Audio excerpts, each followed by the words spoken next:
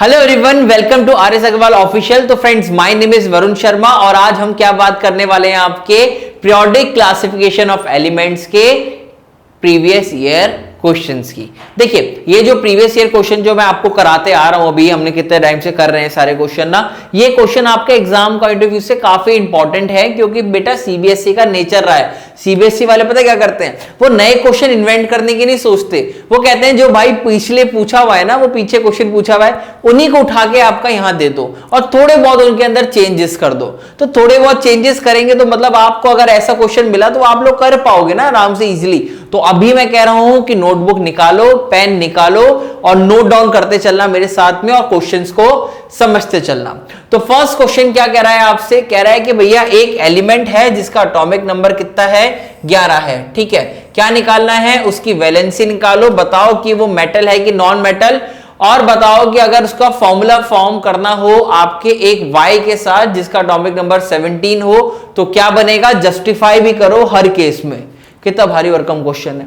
अभी देखो 2 मिनट लगेंगे सॉल्व होने में, चुटकी में सॉल्व होगा ये क्वेश्चन। देखना पहले किसकी बात कर रहा है, यहां लिखते हैं ना, यहां लिखते हैं। ठीक है, पहली बात कर रहा है कि भैया आपका एक X है जिसका एटॉमिक नंबर कितना है, 11 है। क्लियर। अगर ये 11 है तो अगर मैं इसके अंदर बात करूं तो क्या होंगे, 11 ही प्रोटॉन होंगे और इसके अंदर 11 ही इलेक्ट्रॉन होंगे। इलेक्ट्रॉनिक कॉन्फ़िगरेशन लिखना जरा, क्या आएगी, 2 8 1। आउटर मोस्ट शेल में कितने इलेक्ट्रॉन आए, 1 आए। तो यानी इसकी वैलेंसी जो होगी वो कितनी आएगी आपकी, 1 आएगी। अगर इसको नोबल गैस की इलेक्ट्रॉनिक कॉन्फ़िगरेशन अटेन करनी है तो या तो 0 बनाए या तो 8 बनाए। क्या बनाना इजी, सर 0 बनाना काफी इजी है। तो ये क्या करेगा, इलेक्ट्रॉन को लूज करेगा। अगर ये इलेक्ट्रॉन को लूज करेगा यानी क्या होगा, ये आपका खुद मेटल होगा। क्लियर ये वाली बात। ठीक है, अब उसके बाद और क्वेश्चन क्या कह रहा है, मेटल और नॉन मेटल बता दिया। क्या कह रहा है कि आप फॉर्मूला बताओ कंपाउंड का जब आपका X रिएक्ट करे Y के साथ जिसका एटॉमिक नंबर 17 है। Y की बात कर रहा है जिसका एटॉमिक नंबर 17 है। ठीक है, इसकी इलेक्ट्रॉनिक कॉन्फ़िगरेशन लिख लेते हैं हम, KLM लिखा, 2 8 7। आउटर मोस्ट शेल में कितने इलेक्ट्रॉन आए, 7 इलेक्ट्रॉन आए। अब ये 7 इलेक्ट्रॉन क्या करेंगे, यहां पे 0 बनेगा या 8 बनेगा क्योंकि एक आपकी इनर्ट गैस की इलेक्ट्रॉनिक कॉन्फ़िगरेशन अटेन करनी है। तो यानी 8 बनाना इजी, यानी एक इलेक्ट्रॉन क्या करेगा, गेन करेगा।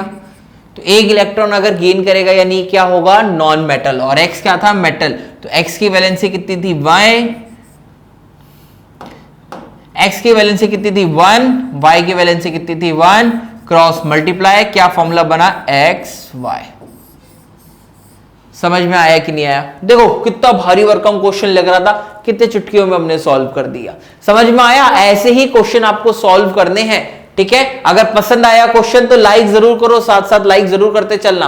ठीक है, अगला क्वेश्चन क्या है आपका कि एक एलिमेंट है जिसका एटॉमिक नंबर क्या है, 16, और आप बताइए कि वो कौन से ग्रुप से बिलोंग कर रहा है और कौन से आपके पीरियड से बिलोंग कर रहा है और कौन से एग्जाम में पूछा हुआ है ये सीबीएसई के 2016 में। तो पहले आप क्या करो, एटॉमिक नंबर 16 दिया हुआ है यानी इसके अंदर क्या क्या है, 16 ही प्रोटॉन है और 16 ही आपके इलेक्ट्रॉन है। अब इलेक्ट्रॉन की डिस्ट्रीब्यूशन यानी इलेक्ट्रॉनिक इलेक्ट्रॉनिक कॉन्फ़िगरेशन लिखो। कैसे लिखोगे, KLM, K के अंदर मैक्सिमम कितने इलेक्ट्रॉन, 2, इसके अंदर 8, बचे हुए इलेक्ट्रॉन कहां गए, 6। अगर इसके अंदर 6 इलेक्ट्रॉन आए तो अगर इसको स्टेबल होना है तो क्या बनाए, या तो 0 बनाए या तो 8। क्या बनाना इजी है, सर 8 बनाना इजी है। यानी ये क्या करेगा, आपके 2 इलेक्ट्रॉन्स को गेन करेगा। तो अगर यहां पर वैलेंस इलेक्ट्रॉन पूछा होता तो आप क्या लिखते, 6। बट अगर यहां पे अगर वैलेंसी पूछी होती तो क्या लिखते, सर वैलेंसी क्या होती, इसकी 2 होती। ठीक है, अब क्या कह रहा है, कौन से ग्रुप से और कौन से पीरियड से आपका बिलोंग कर रहा है। वैलेंस इलेक्ट्रॉन कितने हैं, 6, यानी ये कौन से आपके उससे बिलोंग कर रहा है, 16 से बिलोंग कर रहा है। अब बात कर रहा है कि सर कौन से पीरियड का है। फर्स्ट वाला तो आपका हाइड्रोजन का हो गया, हाइड्रोजन हीलियम वाला पीरियड हो गया। सेकंड पीरियड कौन सा हो गया, यानी इससे ऊपर कौन आएगा, आपका ऑक्सीजन आएगा। और उसके बाद क्या आएगा आपका, ये वाला आने वाला है जिसका यानी थर्ड पीरियड। क्लियर हो गई। ठीक है, अगला क्वेश्चन क्या है, 2016 के अंदर ही पूछा था ये वाला क्वेश्चन, काफी अच्छा क्वेश्चन है।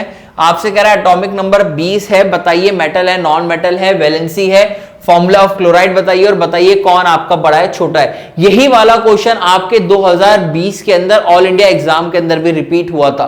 तो वेरी वेरी इंपॉर्टेंट क्वेश्चन है आपके 2021 के अंदर, ऐसा क्वेश्चन आपसे एग्जाम में पूछा जा सकता है। क्योंकि देखो ऐसे क्वेश्चन पूछने में कुछ जाता नहीं है, यहां 4 ऑप्शन दे रखे हैं, 3 ऑप्शन पूछ लेंगे, एक एक मार्क्स में डिस्ट्रीब्यूट कर देंगे, आपसे सारे कॉन्सेप्ट भी चेक कर लेंगे और आपको यह भी चेक कर लेंगे कि आपको कितना आता है कि नहीं आता, और मार्क्स भी पूरे मिल गए 3 मार्क्स का। तो ऐसे क्वेश्चन सीबीएसई के फेवरेट क्वेश्चन होते हैं, क्योंकि इस तरीके के क्वेश्चन आपसे एग्जाम में पूछता ही पूछता है। ठीक है, तो अगर एटॉमिक नंबर 20 दिया है तो यानी इसका मतलब क्या होगा, जल्दी बताओ। इसके अंदर 20 प्रोटॉन है और 20 इलेक्ट्रॉन है। अगर इलेक्ट्रॉन डिस्ट्रीब्यूशन की बात करें यानी इलेक्ट्रॉनिक कॉन्फ़िगरेशन क्या आएगी बताओ, 2 8 8 और ये कितना आ जाएगा 2। आउटर मोस्ट शेल में कितने इलेक्ट्रॉन आए 2, यानी ये क्या बनाए, या तो 0 बनाए या 8 बनाए। 0 बनाना इजी, यानी ये क्या करेगा, इलेक्ट्रॉन को लूज करेगा। अगर इलेक्ट्रॉन लूज करेगा तो होगा क्या आपका मेटल। अगर ये इलेक्ट्रॉन लूज कर रहा है, कितने इलेक्ट्रॉन लूज कर रहा है, 2 इलेक्ट्रॉन लूज कर रहा है, यानी इसकी वैलेंसी कितनी आएगी, जल्दी बताओ। सर आपने अभी तो बताया कि 2 इलेक्ट्रॉन लूज कर रहा है, यानी इसकी वैलेंसी कितनी आएगी, 2 आएगी। तो पहले वाले का तो अपने को आंसर मिल गया कि भैया इलेक्ट्रॉन लूज कर रहा है, यानी क्या है आपका ये मेटल है। दूसरे वाले का आंसर आ गया सर इसकी वैलेंसी कितनी आएगी आपकी, 2 आएगी।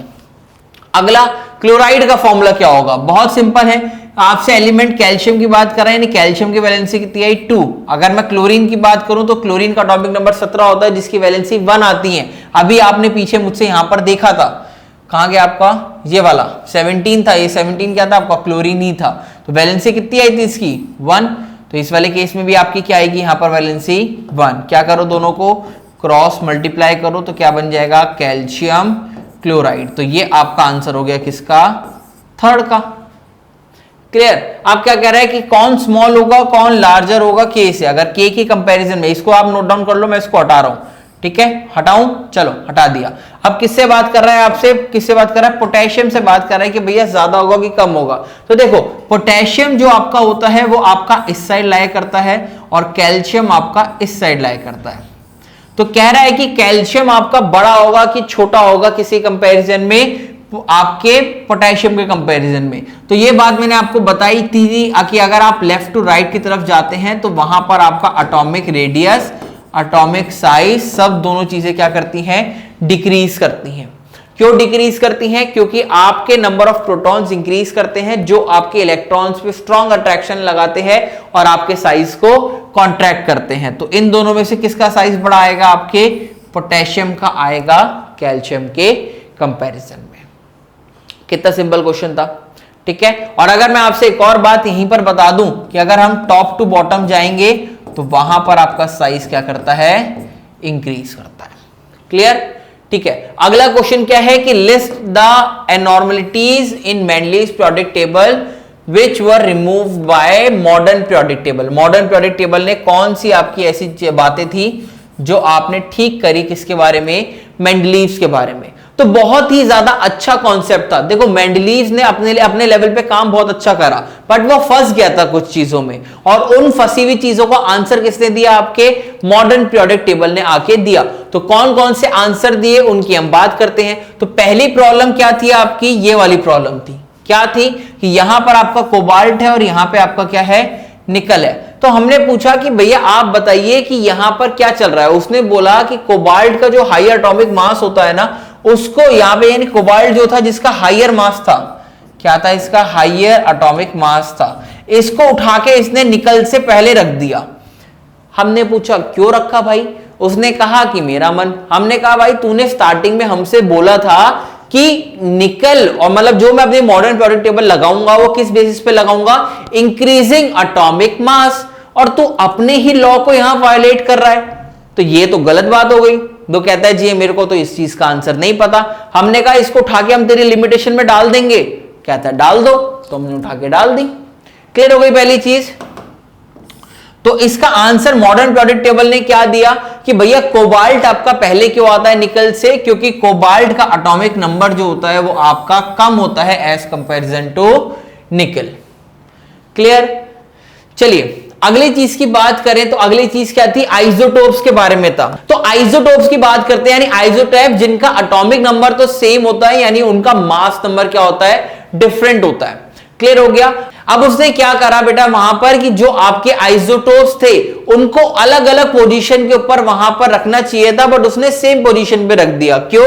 क्योंकि आइसोटोप्स क्या होते हैं, जल्दी बताओ सर। आइसोटोप्स होते हैं जिनका आपका सेम होता है क्या, एटॉमिक नंबर, बट डिफरेंट क्या होता है आपका, मास नंबर, यानी आपका जिसके अंदर एटॉमिक मास आ जाता है। तो उसको टेक्निकली तो आइसोटोप्स को अलग अलग पोजीशन पे रखना चाहिए था, बट उसने यहां पर अलग अलग पोजीशन ना करके उसने एक ही पोजीशन पे उठाकर रख दिया। जैसे अगर मैं क्लोरीन की बात करूं तो क्लोरीन आपको 33 में मिलता है और 37 में मिलता है, क्योंकि उसका 2 एटॉमिक मास होते हैं। तो टेबल के अंदर क्लोरीन को 2 पोजीशन पे रखना चाहिए था, बट उसने एक ही पोजीशन पर रख दिया। हमने पूछा कि भैया तूने ऐसा क्यों किया, क्योंकि तूने यहां पर अपना वायलेशन कर चुका है और तूने बोला था कि मैं अपना डिफरेंट एटॉमिक मास के बेसिस पे रखूंगा, बट तो खुद ही वॉयलेट कर रहा है उस चीज को। तो उसने कहा मेरे पास इसका रीजन नहीं है। तो उसके रीजन किसने दिया, मॉडर्न पीरियोडिक टेबल ने, क्योंकि मॉडर्न पीरियोडिक टेबल ने अपनी टेबल किसके ऊपर अरेंज की थी, एटॉमिक नंबर के बेसिस पे। और उसने बोला कि भैया आइसोटोप्स होते ही वो हैं जिनका सेम एटॉमिक नंबर होता है, तो इसलिए मेरी टेबल में कोई भी दिक्कत नहीं है। क्लियर हो गई, ठीक है, बहुत अच्छा क्वेश्चन था। अगला क्वेश्चन क्या है, अगला क्वेश्चन भी काफी अच्छा है कि 2 मेंडलीव की अचीवमेंट बताओ जो उसने करी।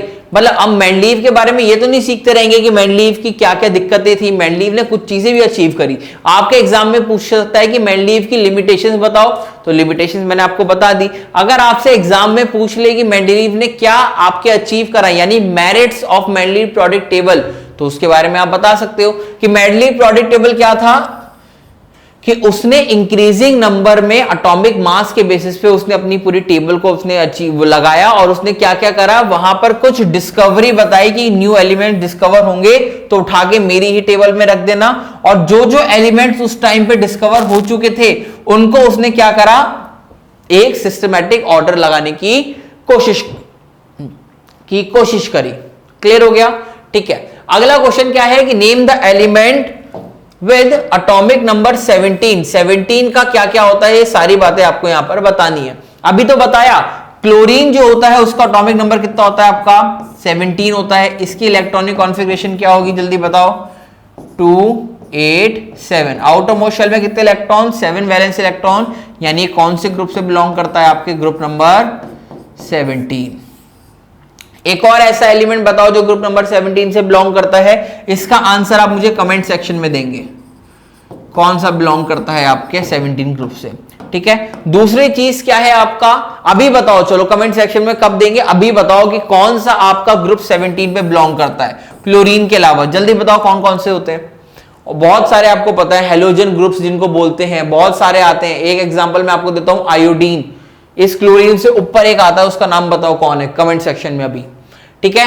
दूसरा क्वेश्चन क्या लिखा है कि आपने हमें ग्रुप नंबर बता दिया, पीरियड बता दो। ये आपके 3rd पीरियड पे बिलोंग करता है, ध्यान रखना। पहला वाला तो हाइड्रोजन हीलियम का हो जाए, दूसरा वाला जो आप मुझे कमेंट सेक्शन में बताने वाले हैं वो आएगा, और 3rd आता है आपका क्लोरीन, ठीक है, ठीक है। अगला क्या है, इलेक्ट्रॉनिक कॉन्फ़िगरेशन। इलेक्ट्रॉनिक कॉन्फ़िगरेशन भी आपको मैंने यहां पर बता दी। अगला क्वेश्चन क्या है आपका कि नेम द एलिमेंट। आपको यहां पे एलिमेंट्स दिए हुए हैं, लिथियम, सोडियम, पोटेशियम, और आपको बोला इन तीनों के अंदर एक एक वैलेंस इलेक्ट्रॉन है, ठीक है, और इन्हें मॉडर्न पीरियोडिक टेबल में रखा गया है। इन कौन से ग्रुप में ये होंगे, कौन से पीरियोडिक टेबल में, और which one of these is least reactive और one of them is the largest radius. बहुत सिंपल है, किसकी बात कर रहा है आपसे, लिथियम की बात कर रहा है आपसे, सोडियम की बात कर रहा है, और पोटेशियम की बात कर रहा है। तो यहां पर कैसे जा रहा है आपसे, सारे आंसर दे दूंगा, देखते रहना बस। टॉप टू बॉटम जा रहा है। अब टॉप टू बॉटम जा रहा है, यानी नंबर ऑफ शेल्स यहां पर क्या होते हैं, इंक्रीज होते हैं। टॉप टू बॉटम जाते हुए क्या होते हैं कि नंबर ऑफ शेल्स जो रहते हैं वो क्या करते हैं, इंक्रीज करते हैं। अगर नंबर ऑफ शेल्स इंक्रीज कर रहे हैं, जिस वजह से इनका एटॉमिक मास भी इंक्रीज करता है और आपका एटॉमिक रेडियस भी इंक्रीज करता है। तो जब भी आप ऊपर से नीचे की बात करें तो वहां पर आपका atomic radius and mass increase करेगा। तो कौन की लार्जेस्ट एटॉमिक रेडियस होने वाली है, तो आपके पोटेशियम की क्या होने वाली है, लार्जेस्ट रेडियस होने वाली है। इन तीनों में से सबसे कम रिएक्टिव कौन सा होगा? तो आपका लिथियम सबसे कम रिएक्टिव होने वाला है। क्यों? क्योंकि यहां पे आपके नंबर ऑफ शेल्स कम, यानी जो प्रोटॉन होंगे वो बाहर वाले इलेक्ट्रॉन पे ज्यादा फोर्स लगा रहे होंगे, जिस वजह से ये क्या हो जाएगा? Least reactive. अगला क्वेश्चन क्या था? फर्स्ट वाले पे चले कि in which group these element should they be. तो मतलब इन तीनों की अगर मैं बात करूं तो अगर आप इनका देखेंगे ना तो इसका आपका कितना होता है? 3, 11 और 19। तो अगर आप इन तीनों का अगर आप लगाएंगे ना, तीनों का अगर आप इलेक्ट्रॉनिक कॉन्फ़िगरेशन लिखेंगे तो तीनों के अंदर वैलेंस इलेक्ट्रॉन कितना आएगा? आपका 1 आएगा। और 1 आने का मतलब है कि यानी ये कौन से ग्रुप से बिलोंग कर रहा है? आपके फर्स्ट ग्रुप से बिलोंग कर रहा है। तो आंसर लिख लीजिएगा फर्स्ट ग्रुप। समझ में आ गया? ठीक है, ये सारे आपके आंसर लिखे हैं यहां पे।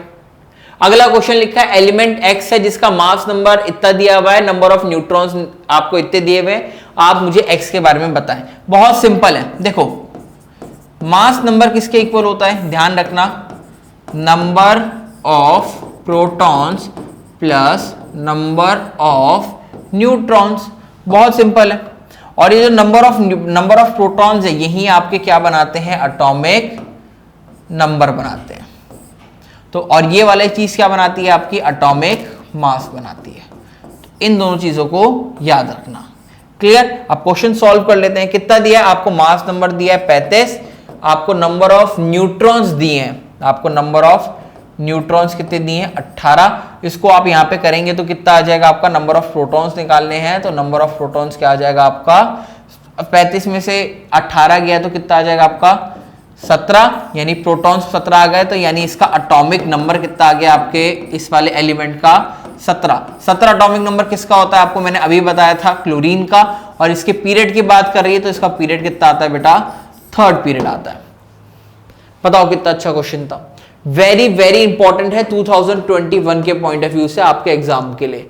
ऐसे क्वेश्चन एग्जाम में बार बार रिपीट होते हैं और बार बार आपसे यहां पे पूछे जाते हैं। क्लियर हो गया? ठीक है, अगला क्वेश्चन क्या है? मैग्नीशियम ऑक्साइड की बात की गई है कि मैग्नीशियम ऑक्साइड को आप वहां पर कैसे फॉर्म कर सकते हैं। बहुत सिंपल है, ये वाला क्वेश्चन आप खुद सॉल्व करेंगे, मैं आपको बस बेसिक बता रहा हूं कि मैग्नीशियम का एटॉमिक नंबर होता है 12, ऑक्सीजन का कितना होता है आपका एटॉमिक नंबर? 8। यहां पे आप देखेंगे तो इलेक्ट्रॉनिक कॉन्फ़िगरेशन क्या आएगी? 282। इसकी अगर आप बात करेंगे तो क्या आएगी आपकी? 2 6। ये 2 इलेक्ट्रॉन गेन करेगा, ये 2 इलेक्ट्रॉन क्या करेगा? लूज करेगा। तो इसकी वैलेंसी कितनी आई? 2, उसकी 2 आई, यानी आप मैग्नीशियम लिखिए, ऑक्सीजन लिखिए, यहां 2 कैंसिल आउट हो जाएगा। क्या बनेगा आपकी फॉर्मेशन? Magnesium oxide. बड़ा सिंपल क्वेश्चन था। आपको मैं यहीं पर एक और क्वेश्चन दे रहा हूं आपके लिए जो आप खुद सॉल्व करेंगे, and that is sodium oxide. Sodium का एटॉमिक नंबर कितना होता है? 11, इसका कितना होता है? 8। सॉल्व करो, कमेंट सेक्शन में बताना कि आप कर पाए कि नहीं कर पाए। तो आई होप ये वीडियो आपको पसंद आई होगी। Thank you so much for watching. काफी ज्यादा आपके लिए ये लेक्चर बेनिफिशियल रहा होगा। जितना ज्यादा आपके लिए बेनिफिशियल रहा होगा तो उसको शो कीजिए। किसमें शो करेंगे? लाइक्स में, कमेंट में, शेयर में। तो हमारी वीडियो को लाइक जरूर करना, शेयर करना, और आप अपने चैनल को अगर आप नए हैं तो सब्सक्राइब करना मत भूलना। तो मैं मिलता हूं आपसे नेक्स्ट क्लास में कुछ और अच्छे नए कॉन्सेप्ट और कुछ और अच्छे क्वेश्चंस के साथ। Till then take care, bye bye.